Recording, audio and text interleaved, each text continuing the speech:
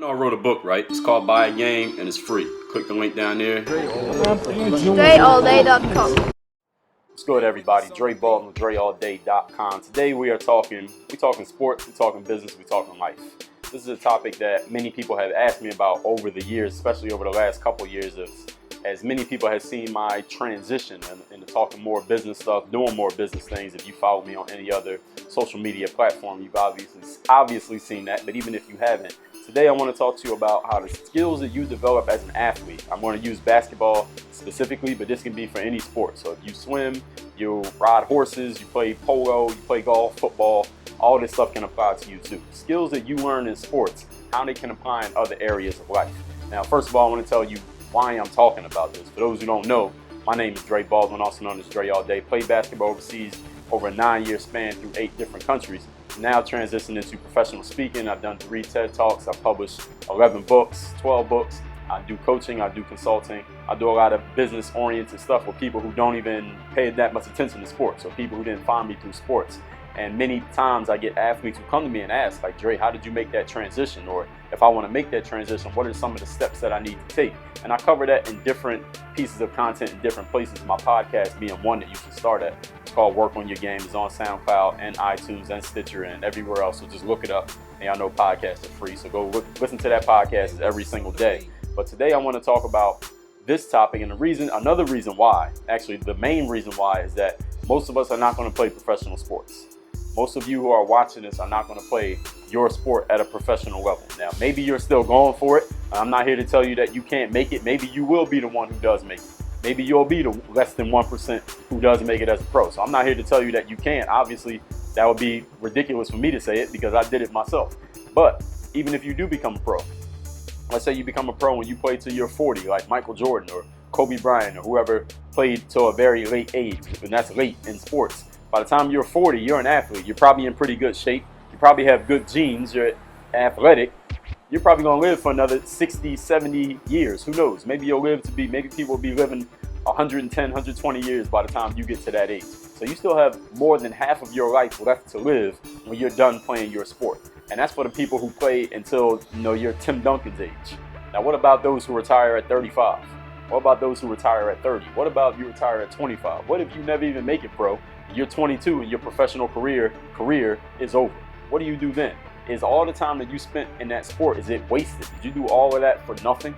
Absolutely not. And I'm going to tell you here today, I'm going to give you 6 points. 6 things that you learn playing sports that you're going to need in every other area of life. And I'm going to tell you what areas you're going to need them in too. So this is, and those of you who are watching this, maybe you're not an athlete, so maybe I'm not specifically making this for you, but if you know an athlete, if your son is an athlete, your daughter's an athlete, if you're a coach and you have players on your team who need to see this, show this video to them. I promise y'all I won't curse in this video because a lot of times people be like, Dre, I want to share your video with my team or my kids, but you're cursing, so I can't share it. So I ain't going to curse in this video. Share this with your players, with your kids, with your class, whoever you know, the dude down the street. If you're a counselor at school, show this to the students you know so that they understand the things that they learn playing sports they can use in the rest of their lives. Here's the number one thing you learn: discipline.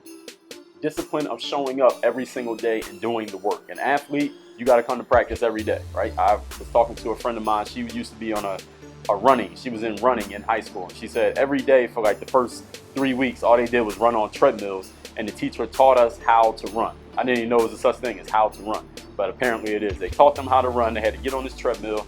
And when you do competitive running, you're not allowed to listen to music. I didn't know that.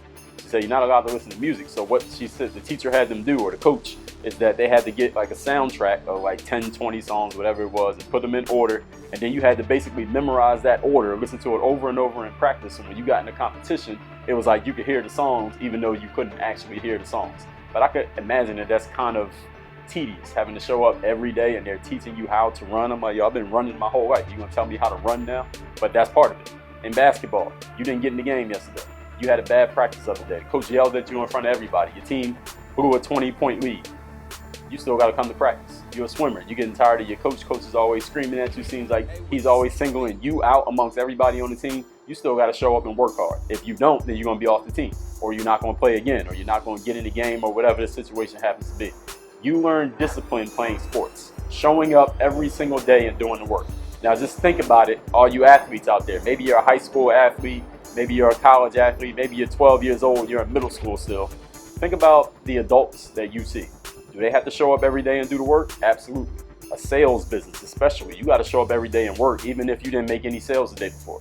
Maybe your three co-workers all made 10 sales, you made 0 sales. So everybody's looking at you like you a dummy, or they're laughing at you, or the manager's trying to give you some more training because he thinks you're an idiot because you didn't make any sales. You still got to show up and do the work, even though you may be very frustrated. Maybe you're worrying about how you're going to pay your bills. You need that discipline. So the discipline you learn as an athlete, you need it in the business world on top of what you needed in sports. And if you have family, if you have kids, you got to show up every day and work. You got to show up every day and take care of your son, your daughter. She starts screaming at 2 o'clock in the morning. You got to wake up and go to see what's going on, even though you might not feel like it, even though you want to get some sleep. So discipline is number 1. Number 2, competitiveness. People in sales positions love athletes. They love to hire people who have been athletes. Why? Because they know athletes are competitive. Athletes pay attention to the scoreboard. Athletes want to win in the end.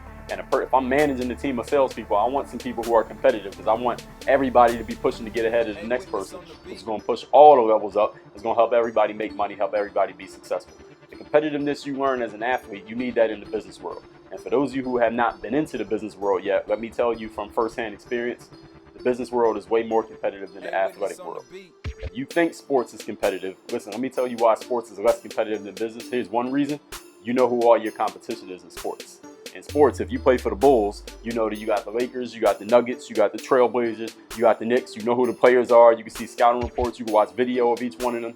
In the business world, let's say you run a movie theater, or let's say you have a really successful website that talks about building stained glass windows. Listen, how many other companies are trying to do that? How many companies are looking at your website, trying to steal your keyword ranking and rank ahead of you on Google, or buying advertisement? Every time somebody Googles your name, their ad comes up so they can take business from you. There are probably thousands of businesses out there trying to kick your ass every day, and you don't even know who they are.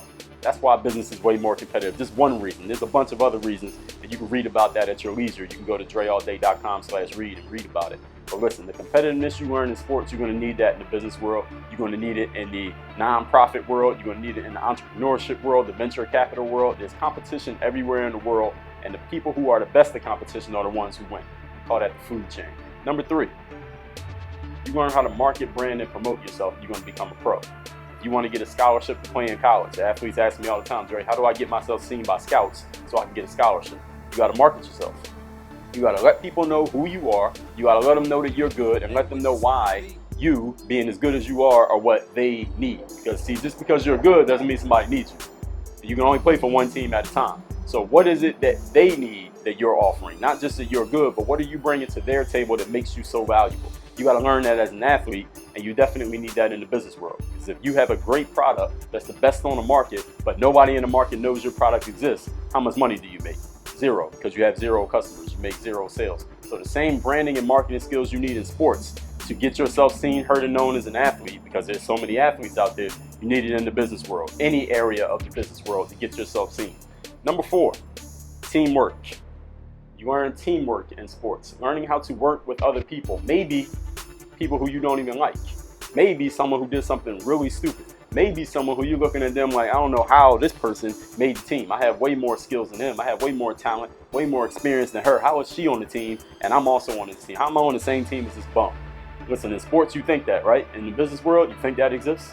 You think in the business world that there are people who are going to be working at your company who don't do half the work you do, don't show up as often as you show up, are always late, always leaving early, don't have the skills that you have, don't have the same ethics or morality as you, but they still getting the paycheck, and you got to kind of pretend like you like them. You got to at least work hard next to that person. You got to do something to help that person out because the boss told you to do it, and you don't feel like it. You think you still got to do that? Absolutely you do.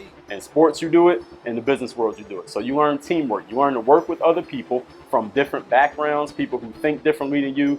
You might be a person who voted for Hillary and they voted for Trump, and you still got to work with them. You still got to act like you like that person. You still got to be friendly to that person when it's time to get work done, because you both have a common goal, which is what? Win the game in sports, and business is win the business, win the customer. Make sure that we are profitable as a company so everybody can keep their job and pay their bills. So in the business world and also the sports world, learn how to work with other people who may not see things the same way as you, may not do things the same way as you, but you need to make it work. Teamwork. That's what you learn in sports, you're going to need it in business. Number 5, opportunism. You learn opportunism in sports. When you're playing a sport, in the middle of the game, sometimes you just have to go off your instinct. Oh, there's a loose ball, let me go get it.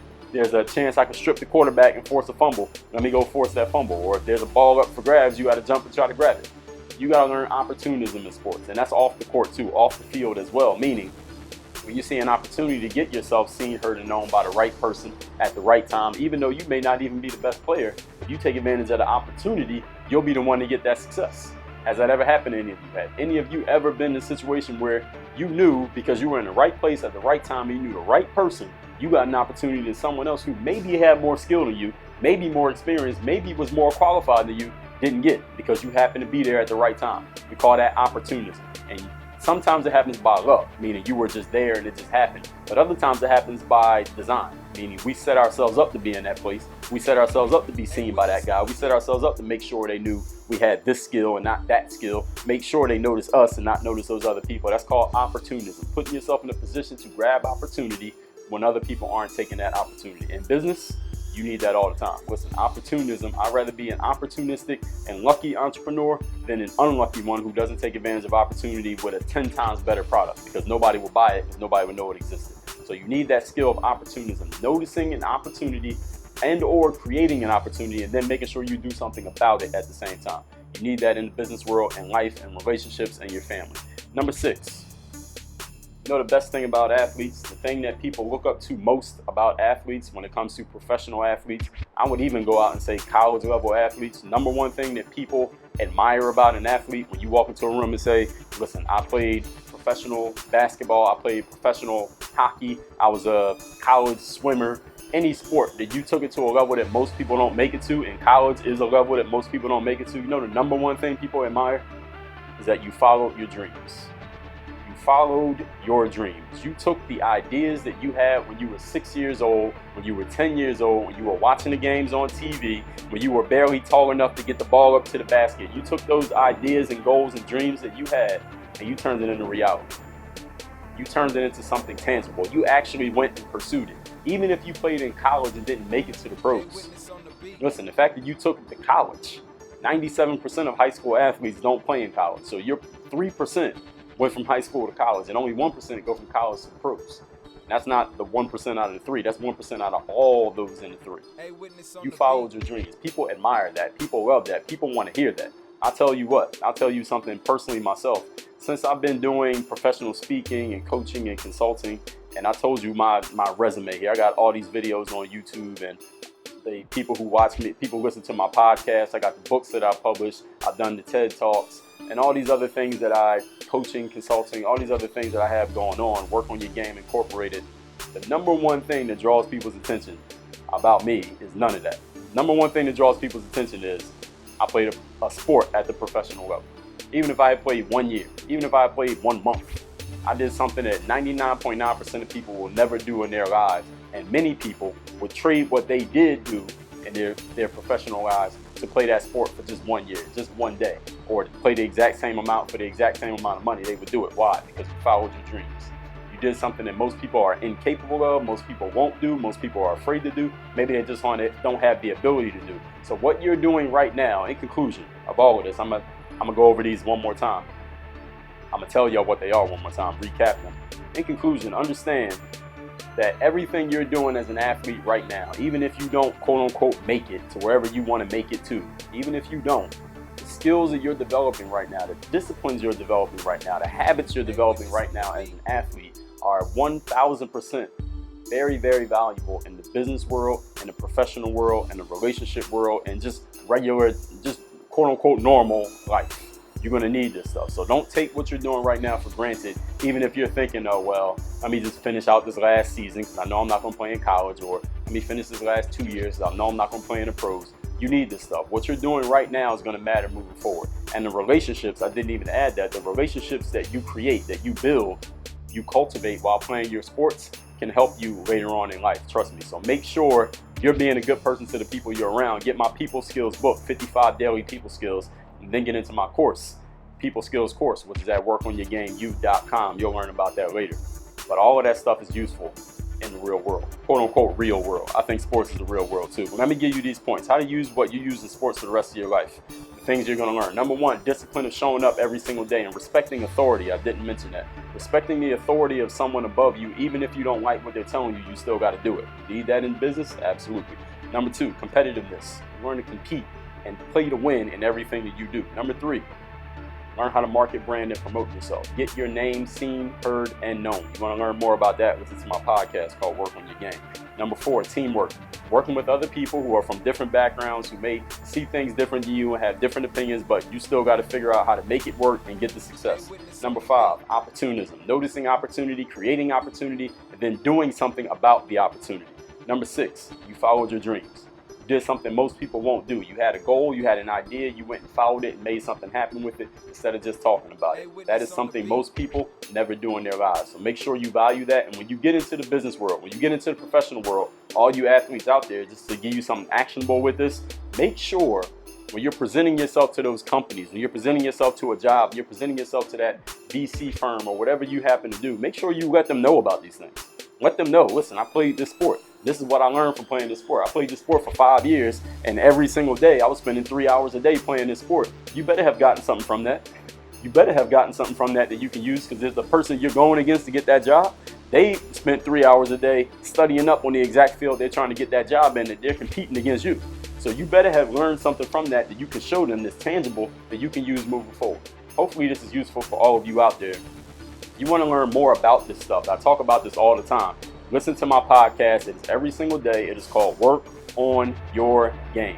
SoundCloud, iTunes, Stitcher, Google Play, Blueberry, everywhere you can listen to a podcast, that podcast is out. Get on it, subscribe to it, listen to it every day. Start at episode 1 so you can hear everything that I've shared so far, and then subscribe so you can hear everything I'm putting out moving forward. We put out a new one a day too. Everybody work on your game. DreAllDay.com. Testing. 1, 2. Sound check. Test.